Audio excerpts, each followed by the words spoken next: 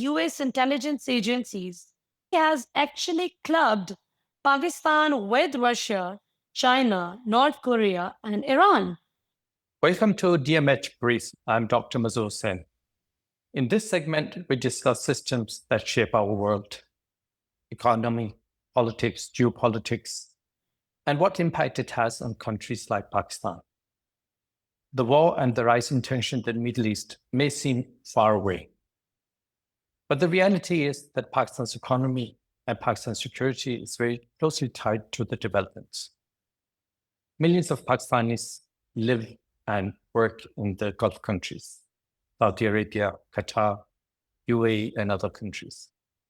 They're sending back billions of dollars each year, billions of dollars that are vital for the Pakistani economy, which is already fragile. Rising oil prices, inflation is up, and cost of living is increasing for the ordinary citizen. Additionally, Pakistan has signed a strategic defense pact with Saudi Arabia in September 2025. That adds another dimension to Pakistan's foreign and security policy. So the question arises, could the conflict in the Middle East spill over into Pakistan, economically, politically, or strategically? To discuss this, I'm being joined by political analyst Maleeha Hashmey. She has written extensively on geopolitics, media narratives, and regional security. And thank you for joining us. Thank you for having me over. Before we go into the policy discussions, I'm just wondering, do you think that the common Pakistani is aware of how our situation is tied to the developments in the Middle East? Thank you very much for having me over. I think when it all began, perhaps the citizens of Pakistan were not much aware of the magnitude of impact that this crisis was going to reflect on this side of the land as well. But now that Pakistan is actually feeling the direct impact of the conflict, I mean, in terms of the unbelievable and unimaginably high price hike, Pakistani citizens have already begun to face the music. And what's going on is unbelievable. And if you run a comparative analysis of the way mainstream media has been reporting it all and how social media is reporting facts as such, you would be able to understand as to why people now rely more and more on social media whenever they have to look out for what's going on in the world. So, yes, I think now the people of Pakistan are fully realizing as to where it's all headed, and especially keeping in view the fact that Pakistan signed this strategic defense pact with Saudi back in September 2025. So that also is very concerning for Pakistanis because clearly the government of Pakistan is holding one position on this entire Iran-Israel conflict, whereas Pakistanis have got a very different viewpoint regarding this situation. And interestingly enough, now even majority of the American citizens, even they are voicing their opinions out loud that Iran did not initiate it. It's Israel that initiated it all. And the entire madness that US has been thrown into. They are so upset with Donald Trump for throwing US under the bus upon the instructions of Netanyahu, who we're not sure if he's alive or dead.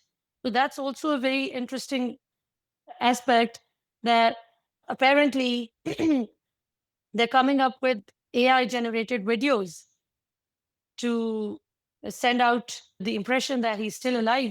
So there are very strong speculations about him being dead. If this conflict prolongs, what would be the impact, do you believe, on the life of common Pakistanis? Will they be able to survive this? We have millions of people in the Gulf countries. Will they be out of job? Will they be sent back? How do you see that, and how will that impact Pakistan's internal politics? The first part of your question, I don't think Pakistanis will be able to survive it. As you know, over the past 4 years, the economic situation of an average Pakistani has deteriorated big time. The affordability, the purchasing power, it's all been crushed over the past 4 years. And that was before this Iran-Israel war. And now that this crazy situation has come up, I don't think Pakistanis will be able to survive it. B, I don't think even the incumbent government will be able to survive it. Addressing the last part of your question as to whether the Pakistanis working in the Gulf countries, whether they'll be able to save their jobs or will they be out of their jobs, I think the situation heavily depends on another factor as well, keeping aside the economic situation and the economic repercussions of the conflict. I think the way Pakistan deals with the situation in the coming days, whether Pakistan sides with Israel indirectly, I'm sorry, it sounds very petty, it sounds very, very bad, but it is what it is. As, as you know, that the Gulf countries and rest of the Muslim countries that help US utilize its bases to attack Iran. So whether Pakistan is asked to side with the devil to fight Iran and whether Pakistan says yes to it, that's something which will be a very significant factor in terms of deciding as to what the future of the Pakistanis working in the Gulf countries and what Pakistan's diplomatic future with the Gulf countries will be. So that's yet to be seen. You mentioned the media before, with the social media, people relying more on the social media. Maybe that's a trend we have seen in Pakistan over the past few years. How about the Western media? Do you think that there's a shift in the credibility, the trustworthiness of the mainstream media? Do you see the gap evolving also there, or is it something that is more close to Pakistan? Well, the gap is huge than ever before. You might have come across Tucker Carlson's last night's interview with Joe Kent, America's former head of National Counterterrorism Center. So I think Tucker Carlson's viewership is way more than BBC's and CNN's and rest of the US mainstream media channels combined. So that speaks volumes about how heavily the masses are relying on social media across the globe, not just in US, not just in Pakistan, but in every nook and corner of the world. Now the world is heavily relying on social media because there's this growing ugly trend of the mainstream media channels complying with the nasty policies of their host countries, especially in Pakistan, since our media channels are highly dependent on the ads that come through the official government channels.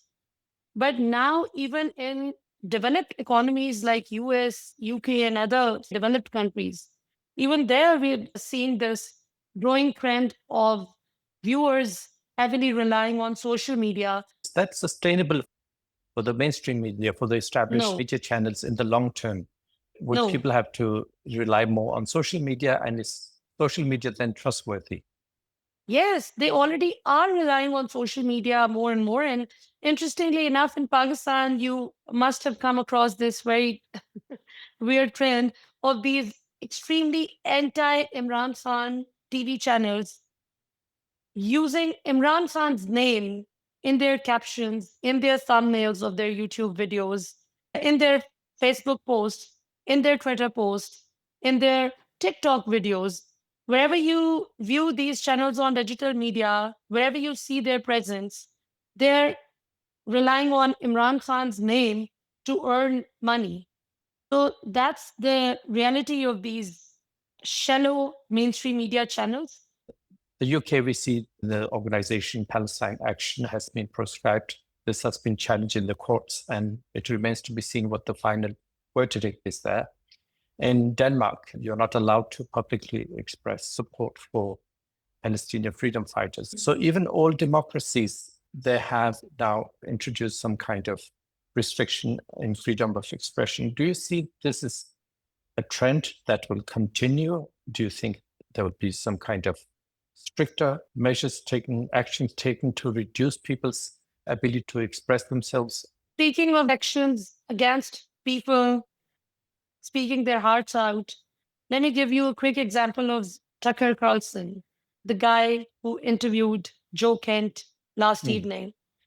So he, yesterday or perhaps day before yesterday, he revealed on his show that the government of United States has now decided to send out a referral against him to the Department of Justice for criminal proceedings.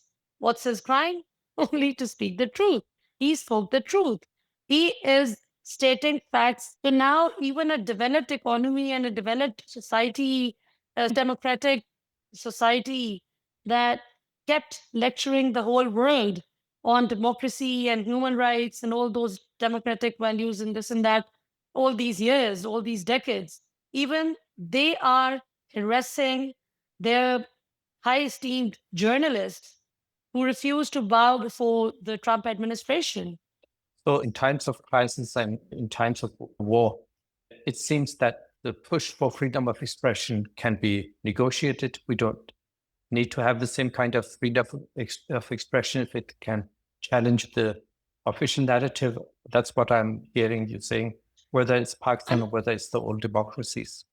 Well, in Pakistan, we observed this very nasty trend lately that you must have come across the visuals of people carrying Palestinian flags and they were being arrested and they would be, put behind bars. That stupidity was carried out in Pakistan a while ago. Even this senator, I'm forgetting his name, he was amongst those who made it to Gaza. And they went there to supply food and other necessary items.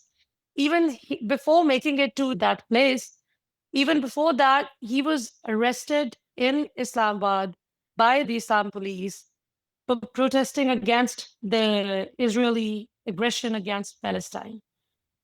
It's exactly what's now happening in the US. I was going through the posts of the US citizens on social media. So they were all protesting against the fact that their foreign policy is now more of an Israel centric foreign policy. You're not allowed to dissent from the version that Israel wants to give out to the world. You are not allowed to object to the US forces unnecessarily helping Israel. You're not allowed to have a say regarding Trump's administration's pro-Israel policy, where US troops, US armed forces are now being forced to fight on behalf of Israel. So one thing is crystal clear, that the vast majority of the US citizens, they have now come to the conclusion that this is not between Iran and US. Yeah, I think that it's 85% of the population is against the war. In the UK, expressing support for Palestine action can get you arrested.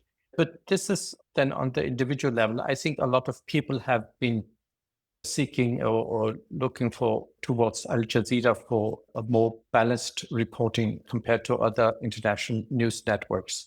But Al Jazeera is hosted in Qatar.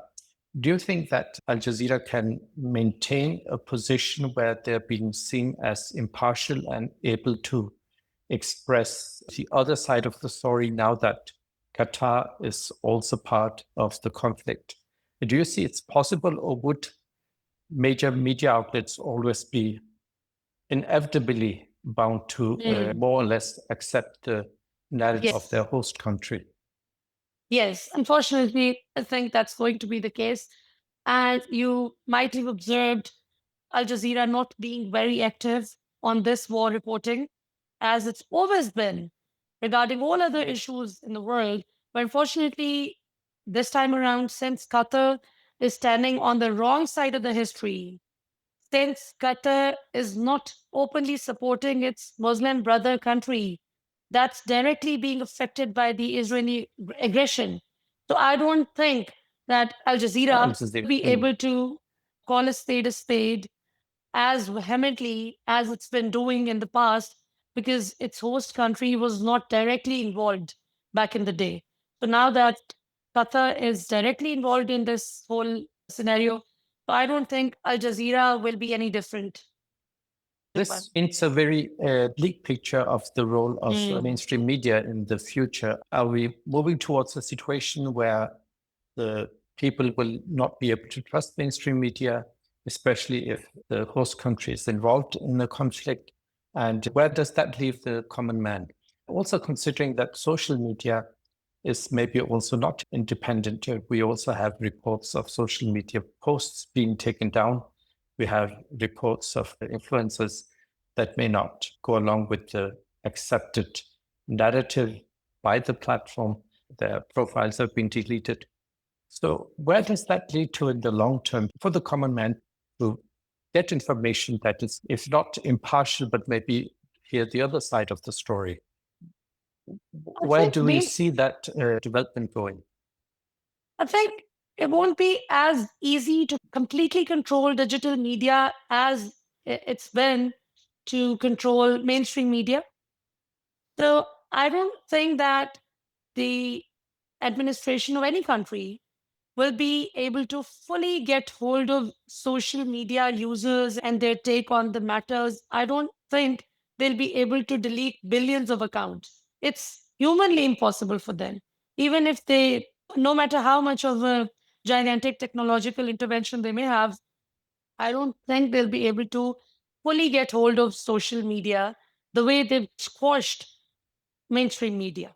I believe that if you keep squeezing the space of freedom of expression, whether it's in the form of social media posts or in terms of peaceful protests or processions, if you keep squeezing out that space and if you keep cracking down on the masses for speaking the truth, for speaking their hearts out, I think the aggression on the ground will increase.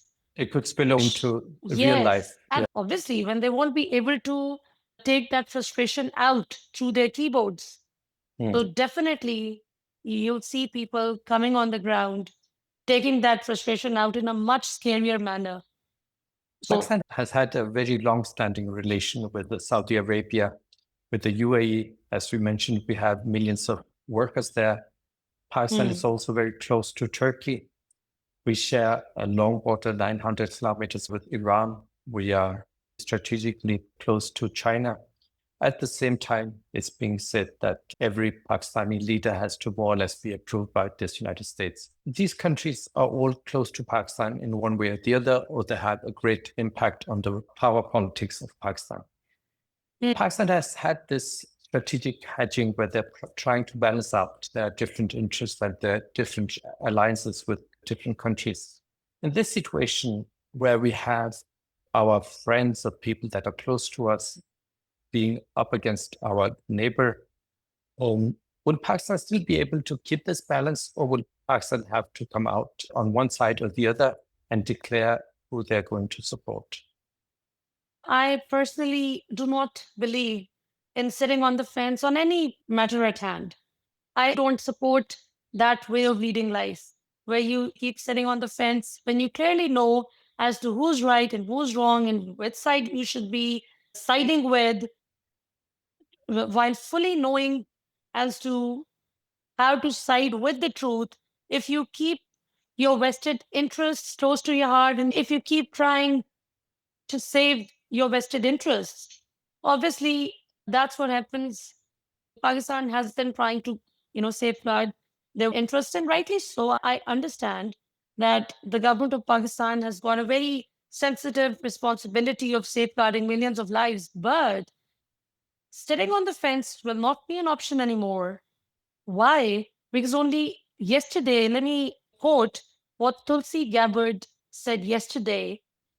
She's Director of National Intelligence, United States, and she yesterday stated, and I quote, according to US intelligence agencies, Russia, China, North Korea, Iran, and Pakistan are researching and working on modern and conventional missile systems with nuclear and conventional payloads, whose targets range could include the United States. You know where she's going with this? So she has actually clubbed Pakistan with Russia, China, North Korea, and Iran. So no matter how much our incumbent government tries to distance itself from this club, apparently to appease US and perhaps Israel too, they are clubbing us with them. So this was always a natural alliance and it should have been there in the first place. Pakistan, I personally believe, as an independent analyst, I believe that Pakistan should have sided with Iran since day one. Mm. Had Iran provoked Israel or US for that matter, had Iran been on the wrong side, then yes, we could have chosen to sit on the fence or we could have perhaps sided with the one that was oppressed. Coming back to the defense pact with Saudi Arabia, would Pakistan be in a position to take Iran's side even if they wanted to? You see, the Director of National Intelligence, United States, is clubbing us with Iran, Russia, China, and North Korea. So the countries that she has named, Russia, China, and North Korea, are already openly supporting Iran. So I'm telling you that if the Director of National Intelligence, United States, is saying something, she's not speaking on an individual basis. Much of a choice. Yes, they're already clubbing us with them. So I think we will have to club with them. We will have to side with them. It's principally right. Also, I think it'll be a matter of survival as well. So even if Saudi asks us to go against Iran, and whether we like, even if we do so, even if we do undergo this misadventure, I don't think it will benefit Pakistan in any way because obviously this entire chaos, even if they don't win this war, even if Israel does not win this war, which obviously there's no chance, they have no chance of winning this war, Iran has fought back like anything, like a lion. So Israel wants chaos, even if they end up turning Iran into Lebanon. Could you just briefly tell me what do you see as Pakistan's bigger challenges for the next 3 to 5 years, economically or strategically? What do you think is ahead for Pakistan? I think the biggest challenge at hand is the security and whether Pakistan decides to side with Iran or the club, which is not clubbing us with them already, whether we try to appease them as we've been doing in the past. So yes, this is the mightiest challenge at the moment. And then obviously the challenge that is going to affect every single citizen of Pakistan in every possible way, the economic challenge is going to be huge. And then the biggest challenge will be whether overseas Pakistan residing in the Gulf countries and on the Persian side, whether they'll be able to retain their jobs or they'll be heading back to Pakistan. Pakistan, a country where we're already short of jobs. People, the rate of unemployment is pretty high in Pakistan already. The businessmen are in a very difficult situation. They're all facing financial crunch. And I'm repeating again that it was the case even before this war broke out. So now I think the economic situation is going to get worse. And if this persists for a longer period of time, God forbid, things will be out of everybody's hands. Now, US is partially in a position, not in a complete position to stop it, but partially US is still in a position to, stop this madness. But if it persists for a longer period of time, I think it will be even out of Trump administration's hands to seize this war. Maleeha, thank you for coming and for your insights and analysis. There's no doubt that this is a very sensitive situation for Pakistan, strategically, economically. So thank you for coming. Thank you for watching DMH Brief. We'll keep updating you and analyze the systems that are shaping our world. Thank you.